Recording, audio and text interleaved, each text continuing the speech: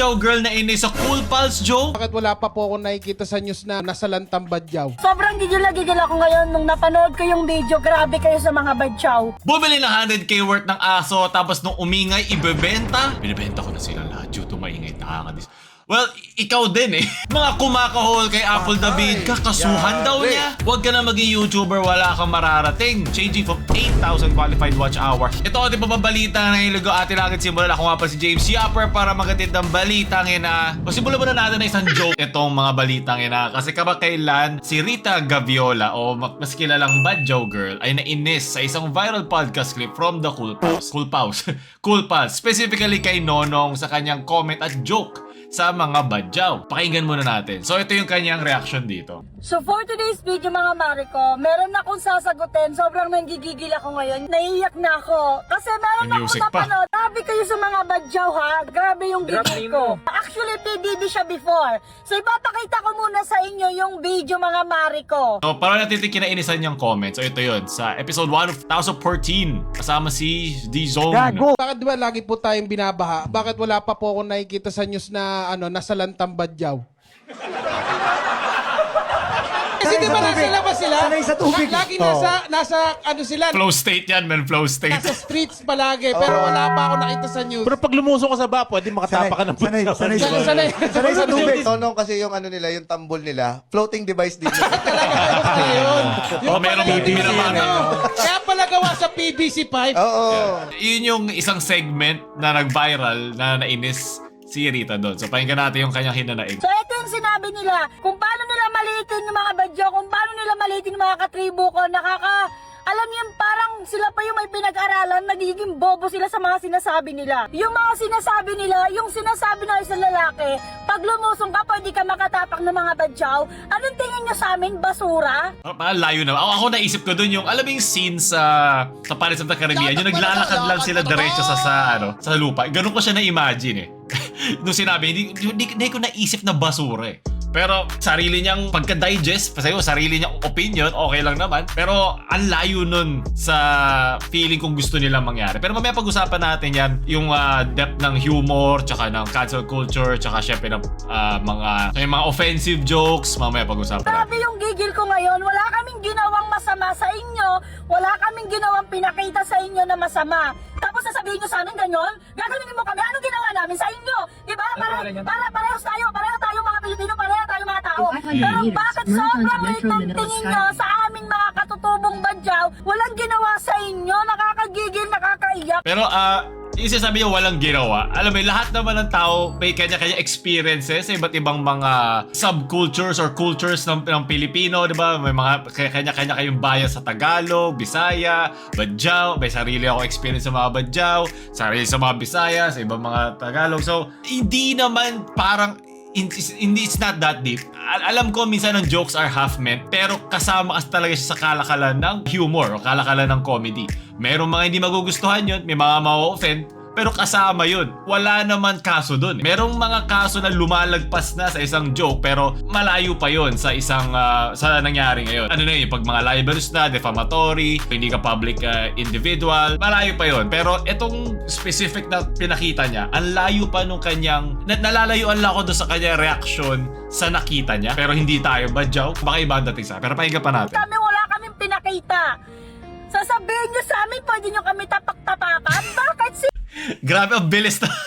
Porket sinabi lang na may matatapakan ka. Kasi nga, di ba, sanay ka sa tubig. Ang na-imagine ko yung tubig, tapos meron naglalakad lang doon, tapos bigla may matatapakan ka kasi lumulutang ang hindi sanay. Alam, lumulutang yung mga ano. So ito, ang pagkakaintindi niya, basura at tinatapak-tapakan. Well, doon nga naman yung word. Pero I think laliman pa natin yung gustong maipakita ng Cool Pals Law. Kasi alam natin mga komedyante sila, pwede natin ma-misunderstand. Na very valid naman. Yung kanyang reaction, valid yan. Hindi ko sasabing huwag ka mag-react. Opinion niya yan at nararamdaman niya dun sa issue. Pero sa ibang tao, pwede rin niya makita as baka overreaction lang to or masyado tayo nag-overreach sa mga conclusion natin. Pero valid naman yung kanyang nararamdaman. ang utak mo Sa paa. pabaliktad eh. Nakakagigil. Wala So yung frontal lobe nasa likod lang. ginawa sa inyong masama. Wala kaming pinakita sa inyong masama. Tapos kung bara-bara Na ano ako doon sa music. parang ni ready, alam mo yun. mas nagiging hindi siya parang genuine pag may music. Merong Yeruma, may piano. Sana mas mararamdaman ko yung emosyon kung wala eh. Pero artistic ko lang naman, artistic side ko lang. kami na parang kilala nyo ba? Kilala nyo kami? Meron pa sinasabi kasi daw yung mga tambol namin parang floating. Ano gugustuhin nyo? Magnakaw kami? Pag nagnakaw kami, ang dami nyo chichera. Pag nagnakaw kami, ang dami yung utsotsera. Malamang, bawal magnakaw eh. Criminal act po yun. Kahit sino, kahit saan mang sulok ng mundo, makakasama nyo, kahit sinong magnakaw. Bawal po iyan. So parang hindi naman siya parang pandepensa sa sarili ko na porket congrats hindi mo kami ninakawan. Hindi naman ganun eh. Malayo na ba yun? Yun ang point ng joke. Okay? Kailangan either exaggerate siya, diba? Hyperbolic, o pwedeng half-truths. Diba? Pwedeng relatable, diba? Yun yung mga pwede mong paglaruan eh. Pero I think lahat talaga nung sinabi doon ay sineryoso ni Ma'am Manirita. Aminado kami na mamalimos kami. Ha? Pero ginagamit namin sa tama. Ano naman yun? Vast generalization. Di ati alam sa iba saan nila ginagamit. Yung iba, alam mo yung ano na mapapariwara sa buhay. Pero I think mostly nito nagagaling sa kanya. Sa kanya experience, di ba? Nung namamalimos pa siya, ngayon hindi na niya kailangan mamalimos dahil mas kumanda na ang buhay niya. Kaya na niya mag-speak out. At I think nararamdaman niya dyan, syempre, pinanggalingan niya. Nakikita niya mga obstacles. Paano niya naabot to? Yung mga kailangan niya pagdaanan, mga inequalities, di ba? Yung mga opportunities na nawala sa kanya. Yun nga, yung mga tingin ng tao sa kanila. I think doon nagsistem to. At nakahanap na siya ng parang tipping point dito sa joke na to na seryoso niya. Sino pa yung mga matatanda sila pa yung pasimuno magsalita ng mga ganyan. Sobrang gigil ako ngayon nung napanood ko yung video. Grabe kayo sa mga badyaw. Wait lang, yung music ba is edited o nandun sa mismong kotse? Kayo, ganon. Parang MMK ah. Wala kaming ginawa. Wala kaming pinakita sa inyo. Napangit. Diba? Pag may mga... Ito, may parang boy pickup ah. May taga period at taga tapos. Minsan isipin din natin na comedy po ito, humor, okay? Okay lang na maramdaman niya to, pero hindi siya kasing lalim ng iniisip niya, okay? Pero okay lang, at tulad yung sabi ko kanina, feelings na yan, go! Ilabas mo, kaya nakikinig lang naman ako. Pero yung mga pinagsasabi nyo... Pero minsan kasi lumalayo na yung kanyang punto dun sa mismong pinag-reactan niya, yung narinig niya. Marami na siya ibang hugot. Feeling ko from sa sa taon niya nang nabubuhay, sa mga na-experience niya, dun siya tumatalbog instead of dun mismo lang sa mismong joke. Pero okay. Porket mga badyaw, ginagago nyo. Diyos ko. Ayan guys, sobrang... Parang mag-field trip lang kayo, parang nakakasira sa mood yan pag para mag-outing kayo no? Pero I think baka nag-charity sila. Haba ng video gagawin kong part 2 to, nang gigigil ako May ngayon. part 2 pa. Kainis ko nakasilip, nakaside eye. Pero okay, so wala pa ako nakikitang part 2 sa kanyang channel. Masaya na kami sa ginagawa namin. Ito 1 hour ago. Basta na ako, char. Bye!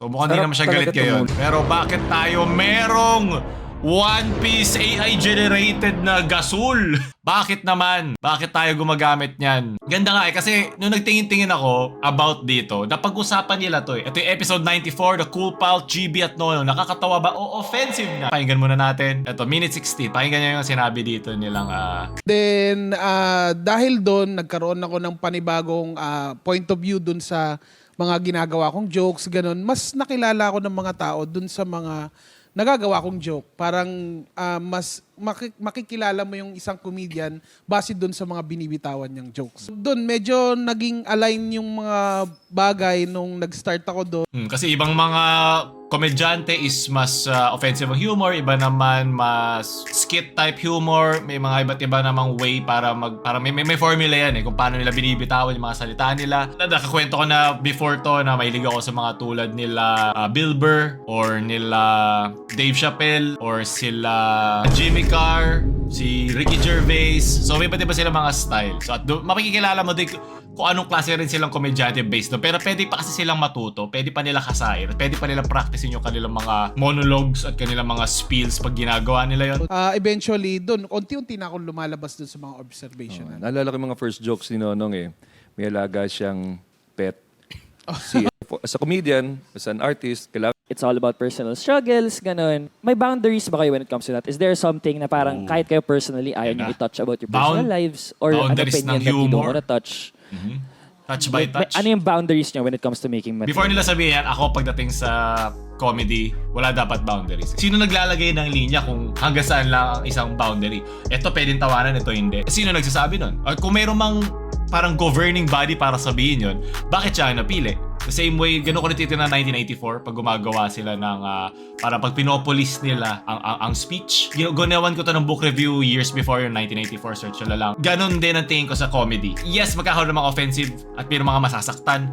Pero kasama kasi siya dun sa formula ng paggawa ng komedya para magpatawa ng tao. At yan din yung pinaka-way para makapag-usap tayo ng mga seryosong topic via comedy sa pagpapatawa. Kasi napapatawa ka ba, napapaisip ka? Doon na open up ang mga tao sa mga seryosong bagay para mas lalong lumalim ang kanilang tingin sa iba't ibang larangan ng buhay via comedy. Kasi napaka-digestible, di ba? Napaka-inclusive para sa mga tao. Kasi alam mo, di ba nasa comedy ka pero may natututunan ka o meron kang naiintindihan sa sarili mo pagdating sa mga ganong klaseng topic. Yan yung magandang way rin para mahimay natin ang buhay through comedy. Kung kilala nyo sila George Carlin, mas philosophical yung kanyang mga style ng pagko-comedy nila. Yun yung process eh. Pero wala dapat bawal. Yeah. Yan tao, naniniwala din ako. Dapat walang bawal. Wala dapat hindi pwedeng pag-usapan. Kung ma-offend man sila, kasama na yun sa risk ng pagiging isang komedyante. Kasi para sinabi, parang nagsusulat ka ng art. Kailangan ko hindi ko pwedeng i-drawing kasi baka may masaktan o baka merong hindi gusto yung drawing ko.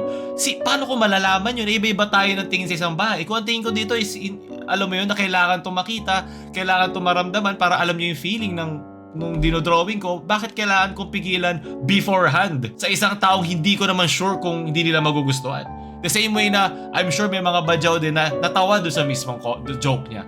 Kaya nga nung kanina nung paulit-ulit sinasabi ni Rita na parang siya yung lahat ng mga badyaw, off siya sa akin kasi hindi naman ikaw ang spokesperson. Yes, isa kang influencer, marami kang reach, ikaw talaga ang makakapagsalita sa karamihan para marinig agad. Pero hindi ibig sabihin lahat ng mga badyaw pareho mo din mag-isip. Kasi nga meron tayong individuality. Yun nga ang part of comedy na there are shades. Diba? May mga gray area ang comedy na hindi mo alam kung makakasakit ba sa ibang tao o hindi. Hindi naman pwede ko yung masaktan para sa ibang tao. Ang sure lang ako pagdating sa comedy is pag libelous na siya. Hindi ka pwede magsabi ng mga wala naman sa balita o hindi naman approve o wala namang court documents na sasabihin mo ganito siya.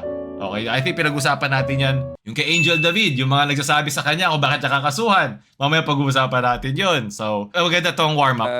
Ang best to watch stand-up is live. Kasi dun yung stage wherein comedians are free to joke about anything. Ang sa Comedy Manila naman, hindi kami yung insult. So hindi namin inaano yung audience. May kinig ka lang para mga heckler. Magaling sila Jimmy Carr dyan, yung hahanapin sa audience member tapos pagtitripan siya o pag-uusapan siya. Sa ibang tao kasi okay lang sa kanila. Sa iba kasi mas sensitive sila sa mga ganun. Hindi naman sila parang ready for it. Pero yeah, I think yun na yung pinaka-bulk nito. Para sa akin, okay, valid yung nararamdaman ni Miss Rita. Okay, wala tayong kasi sarili niya yun eh. Sarili niya yun na experience at naramdaman, okay lang yun. Pero pwede natin i-criticize yung mismong mga sinabi ni Nonong. Pero di natin siya masasabihin na parang anti-badyaw or racist na tinatawag nila. Kasi nasa comedy show kayo. Lahat is up for grabs. Lahat pwede mong gawa ng kakaiba or OA na reaction or OA na senaryo para matawa. Kasi kasan ka ba? Nasa comedy kayo. Diba? Yun ang point. I think doon lang yung fine line. Hindi enough yung sinabi niya para masabi siyang race, R-word or mayroong malicious intent sa mga badyaw. Masasabi lang natin yung kanyang paggamit. Baka sa ibang tao hindi nila gusto yung formula niya ng pagbuo ng katawa-tawang linya sa mga badyaw. Sa kanila na yun. Okay lang naman ma-offend. Wala naman napipigilan na hindi ka ma-offend. Kasama talaga yan sa online. Ganun talaga. So, I think yun lang. Siyempre, doon pa rin ako kay Nonong doon. Pwede niya sabihin na kahit anong gusto niya. I think ang pinakamagandang way lang naman ito is hindi na siya mag-react doon. Kasi alam niyang parte ito ng trabaho. May mga susunod pa dyan. Diretso lang tayo sa tubig. Lakad lang tayo sa tubig, ika. Pero hindi tayo makabadyaw, so baka mas mahirapan tayo sa ilalim yan. So, sunod na balita kina Renitsu Gaspar, sa isang content creator sa Pangasinan. Kung tinignan ko yung content niya, na para siyang si Esnir budget version. Esnir at home, pero nasa bahay naman talaga tayo. So, nagkaroon siya ng issue kamakailan dahil sa pinost niya, bumili ako ng worth 100,000 ng mga aso. So, bago pa tayo mag-yap tungkol sa kanya, panoorin muna natin. So, ang sabi niya, ano kayang thought process ko? Ang tanong, may thought ba talagang naproseso? Panoorin muna natin. Bumili nga pala ako ng worth 100,000 plus na mga aso dito. Iba't ibang lahi nga pala yung binili ko kasi yun yung fantasy. Una ko nga palang binili ay itong mga 4 na Belgian Malinois na puppies sa Binmali, Pangasinan. Wait lang, yung ano ko, na-overstimulate yung tenga ko. Tapos pumunta na nga ako ng Posorobio, Pangasinan para bilihin tong So, kinolekta niya sa iba't ibang parte ng Pangasinan. Tapos pumunta ako ng Pantal Dagupan para bilihin tong woolly husky na female. Dinagdag ko na din tong Aspen Ex-Siberian Husky na lahi na nabili ko sa Basista, Pangasinan. Sinunod namin na pinuntahan ay sa Binalonan, Pangasinan at nabili namin tong lalaki ng Belgian Malinois na naman. Tapos finally dumating na nga yung mga in-order kong aso galing sa Pampanga. OMG, hindi ako makapaniwala na nandito na sila. Ibababa na nga sila dito at excited na. Parang isa lang yung decibel throughout no? para ako na-hypnotize na sumasakit ulo ko. Para may isang tono lang throughout yung video. Normal ba ito? Ganito ba magkaroon ng retention sa FB na kayo? Ako nga pa si James Jabba para magandang na balita yan sa mga Pilipino. Sa lumunan. Lagay na nga yung unang aso Okay. na female Belgian. At kasama pa niya dito ang siyam na anak niya. Ayan ang cute-cute na puppy. Oh, hindi si kuya yung tinutukoy. Alo, cute yung naka-t-shirt. Sinunod na nga nilagay sa kulungan yung asawa niya. Ay, sana all may asawa talaga. Tapos binaban natin dito yung Rottweiler na female na nabili ko. Ay, sobrang fantasy ko lang ang mga to dati. Ngayon nandito na sila. Binaban na din nila. Parang ano na, parang mga cards ko lang na kinokolek eh. Lagay lang ng lagay. Napansin ko nga dito na uhaw na yung mga puppy. Kaya anong gagawin? kawawa Eh naman. di papadedehe. Thankful din ako na dumedi din sila ng ghost milk sa dede. Kasi akala ko mamamatay sila sa sobrang layo ng biyahe. At magpapatayo na siguro ako ng kennel farm nito. Ilalagay na nga namin sila dito sa tricycle at iuwi na dito sa bahay. Pinakain na nga namin sila dito at sobrang saya ko kasi nakumpleto na yung mga gusto kong lahi. Bumili nga Oh, tayo. Ayop na update yan. Binabenta ko na sila lahat. Oh my God. Ang saya-saya throughout. Sabihin, update, black and white. May 3 linya sa gitna. Binibenta ko na sila lahat due to maingay. Nakakadis. Well, ikaw din eh. Maingay ka din eh. Pero, alam mo yun, onting dagdag lore at context lang dito. Nag-update na din siya at nag-comment siya. Sinabi niya na, hi everyone, just to clear things out. Alam daw niya na impulsive daw ang kanyang pagkakabili without thinking of what's gonna happen. Iba daw mga aso ay binalik na daw niya sa mga original na mga pinagbilhan niya, lalo na sa mga tahol-tahol. Since we had a problem with our play subdivision where people Hindi ko kaya, sorry. Hindi ko makukuha retention yung mga cancel. Sorry na, sige na, pumili ka na ng ibang video. Hindi ko magagawa talaga. Ginawa ko naman lahat. Yung bayag ko lalayo dun sa katawan ko, hindi kaya. Wherein people were complaining about the noise of the dogs. So, I myself safely returned the dogs to their parent using tricycle to make sure none of them will be harmed. But most of them, especially all the dogs I bought in Pampanga, the Rottweiler, Dutch Shepherd, and the couple Belgian Malinois are still here at our farm and still in my care. So, pangalawang update, first of all, I admit my mistakes na hindi daw niya ina-anticipate yung nangyari kaya halata naman kasi wala kang thought process, di ba? Nakalagay na nga sa caption, may foreshadowing na nga, may Marvel level foreshadowing na nga. Na hindi mo to pinag-isipan. Sinabi niya na meron naman daw siyang 13 cats before. So, baka inisip niya na porket marami akong mga alaga na before,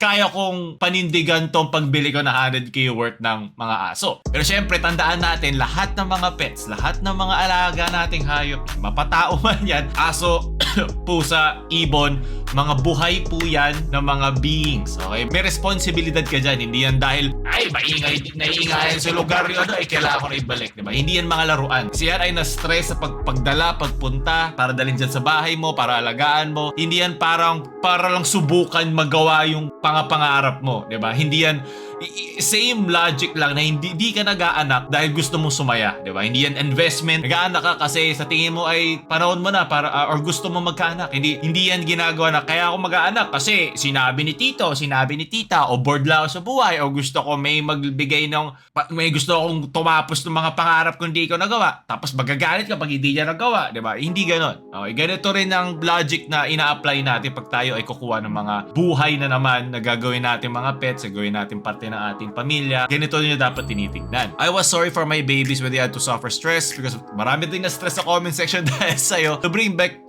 them back to their original owners. So it was a big mistake of mine, but I forgot to include the video that I didn't buy the dogs yesterday at sold yesterday and sold them the day after. So kasi dito sa pagkaka-edit niya, parang binili niya lahat sabay-sabay within a few days tapos binenta the next day. Pero hindi, ito daw ay matagal na at hindi naman daw sunod-sunod niya binili. The video was taken 4 to 5 months ago. I just had the time yesterday to browse my gallery, so I saw the clips of my babies that's been stored for months. I decided to edit it and upload it. I'd be happy to take care of all of them and provide enough food and vitamins as I take care of my 13 cats here.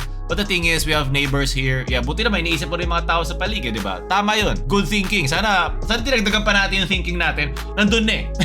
andun na yung unang talon eh. Tapos kinulang pa yung hangin eh para maabot yung dulo ng finish line eh. So, but the thing is, which I didn't think before having these dogs is mayroon daw sila mga iniisip ng mga kapitbahay niya. Tagal na natin to kapitbahay, di ba alam naman nandito tayo? Oh, baka bumabawi siya kasi baka puro kayo kanta. Baka tawal din kayo ng tawal pag Sabado Linggo.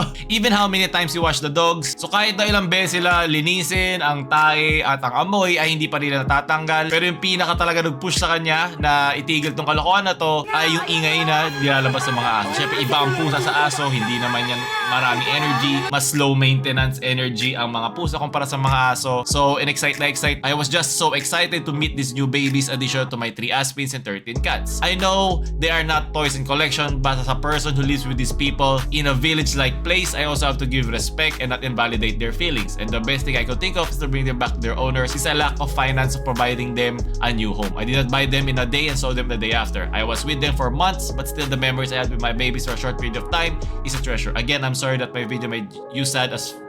Well, hindi mo ako napasada sa first.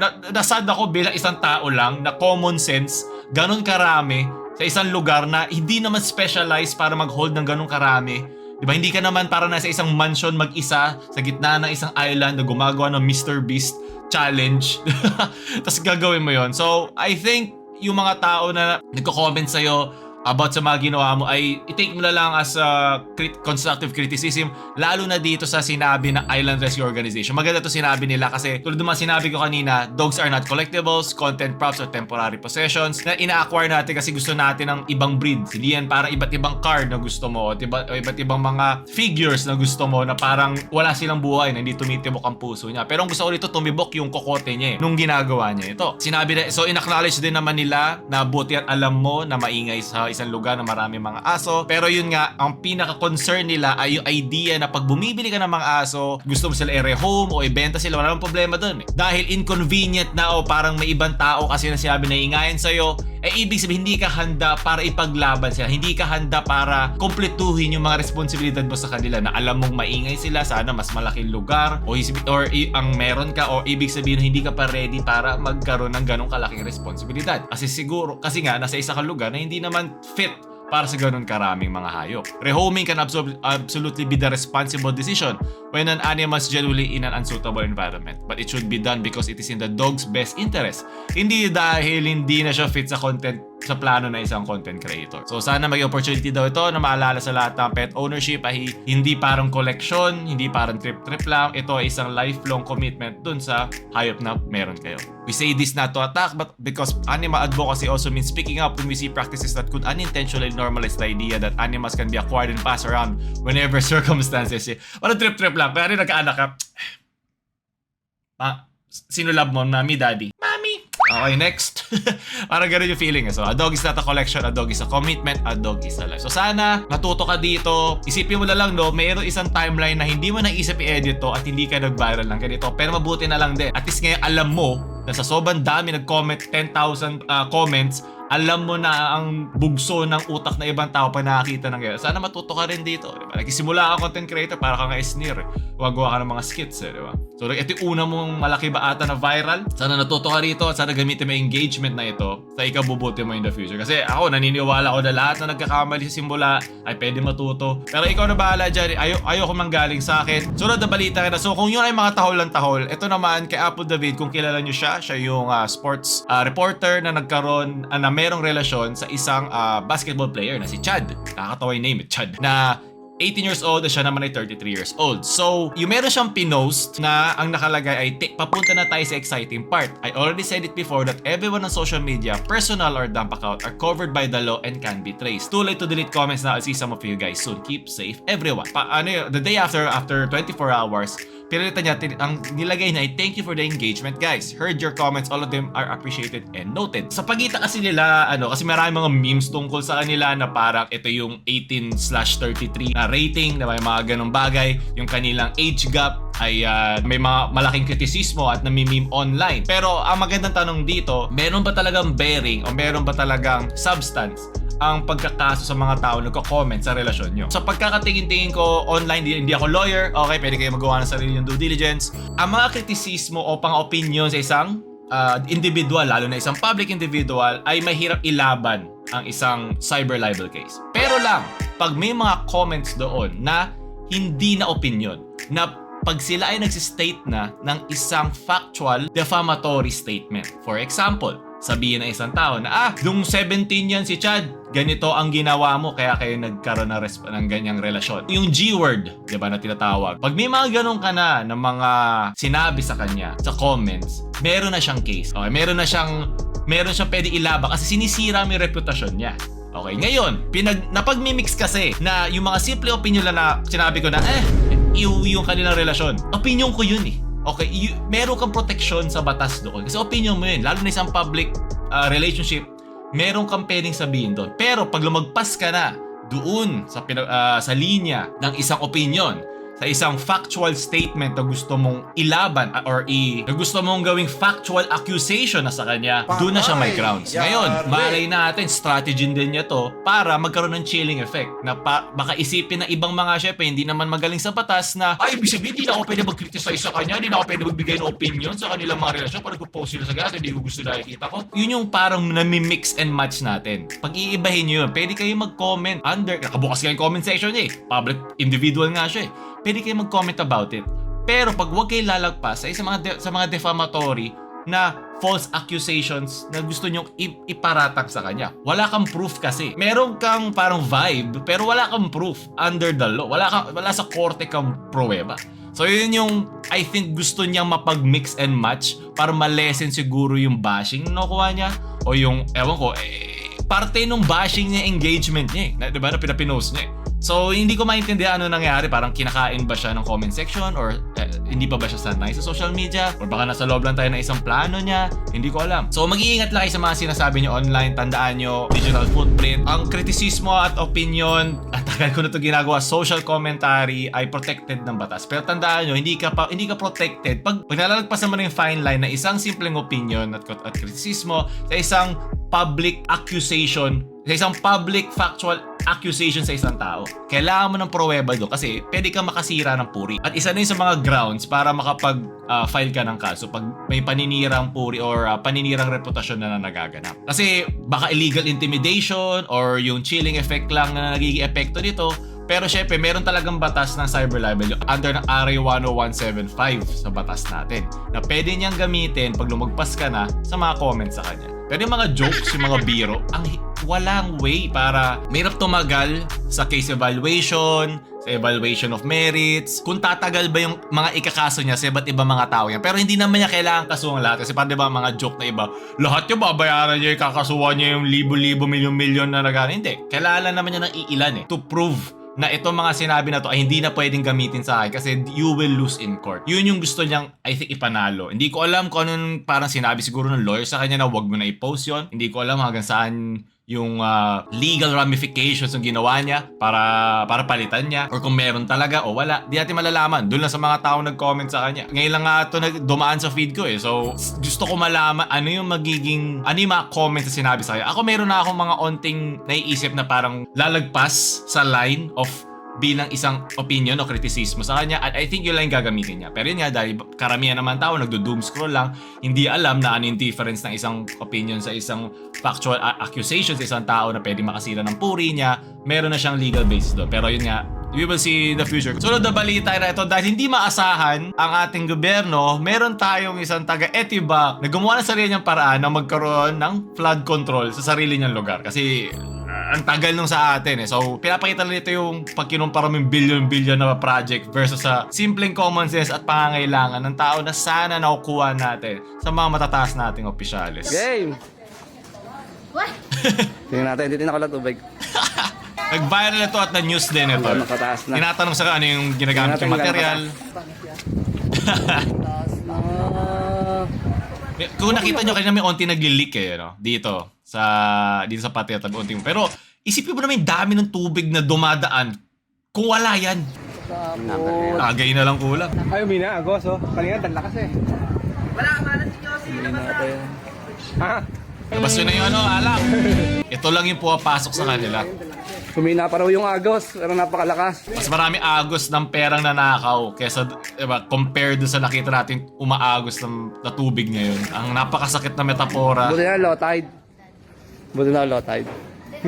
Tsaka isipin mo na lang yung mga masisirang gamit dyan kapag yan pumasok sa loob nito. At kanya-kanya daw lugar, meron na silang ginagawang sarili lang way para mapigilan. Sana walang bumigay dun sa mga ano. Kasi pag sumunod-sunod na yung bigay ng mga gate na yan, kanya-kanyang sira na naman yan. Tingnan natin dito. You know, itong ginawa niya, parang ganito lang yung flood control na ginawa sa atin eh. Ito kawalang kakwenta-kwentang paraan ng pag-prevent ng baha. Ito lang, ganyan lang. Tapos galit pa sila, para si nanay.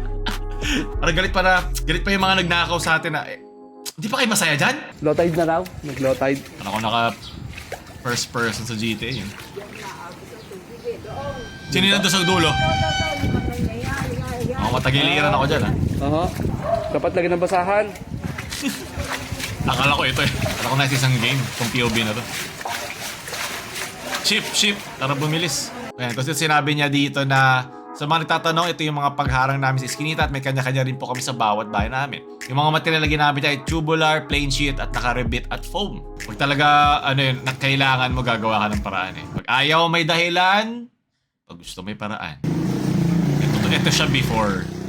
Galing ah. Kung nag-prepare na siya. Community effort kaya to. Or siya lang talaga bumili. Pinanggalig ah. Ang taas nun, yung pressure nun para i-hold, di ba? Ito yung day ata na gumawa siya. Galing oh. One leg stand.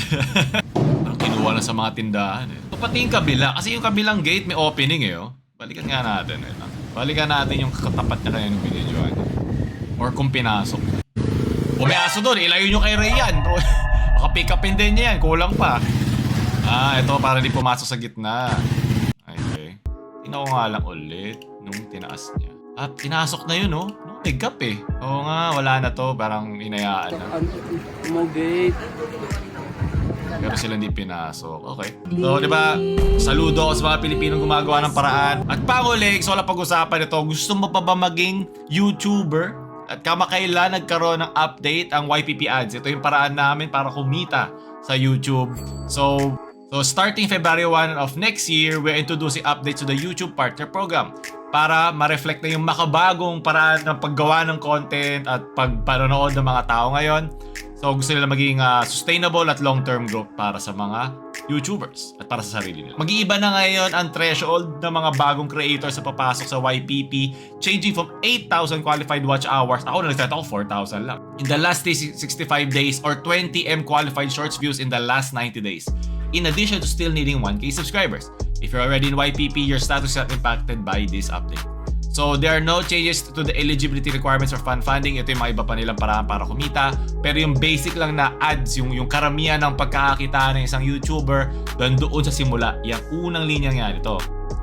Essentially, dumoble ang watch hours. I think dahil din ito sa AI slap. Napakarami mga content ngayon na AI. Yung mga may nagsasalita, yung iisa yung tono, hindi tulad ni Rhea. As in AI talaga siya na naka-family guy na effect or minsan nakapang Studio Ghibli na art. At yung mismong yung boses alam mong AI, pero paganda ng paganda AI, hindi mo mahalata unless makita mo sa comment section. Kailangan mo ng parang affirmation. Oo nga, parang ang weird nga yung pagkakasalita niya, parang hindi siya humihinga.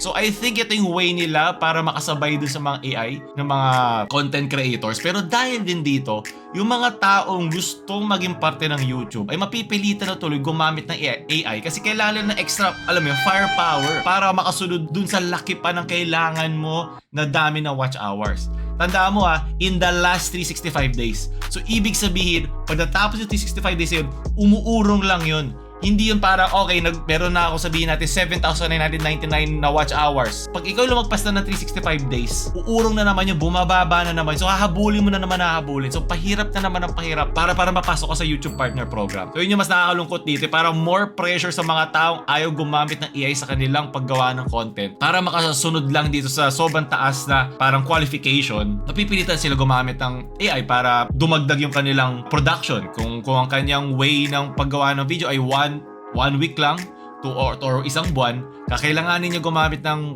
dagdag na syempre, pag hindi AI ginamit niya, gagamit siya ng mas maraming tao at lalaki pa yung gastos niya. Baka or yung mismong kapital na kailangan niya para makapasok sa YouTube. So baka lalong mawalan siya ng gana o baka umalis na lang siya sa kagustuhan niya magkaroon ng extra na income sa pag-YouTube o sa ganitong klaseng format dahil sa taas ng qualified watch hours na need na niyang abutin. Kasi ako, hirap lang ako mag-isa nun eh. Ako lahat para gawin yun. Pero yun, dahil may team na ako, napapaikot na namin ng mga delegation sa mga trabaho, mas meron na kaming proseso. Pero sa isang taon ka-start pa lang na hindi pa sure kung pwede ba to sa akin, parang mas lalo nang tatagal at mas lalo lang rin tatagal yung affirmation sa sarili na kung pwede ko ba ito maging trabaho, kung pwede ko ba iwan yung ganito kong klaseng mga job para sa ganitong klaseng trabaho. So nakakalungkot lang pero wala eh, kailangan mo mag-adjust o kailangan mo gawa ng paraan. Sana may way si YouTube na lang na better na ma-separate ang mga AI type of content sa mga creator na sila talaga yung kasama. Sana ginawa nila tong doble na to sa mga purely yun ang klase ng content. Kasi mapipilitan sila ngayon,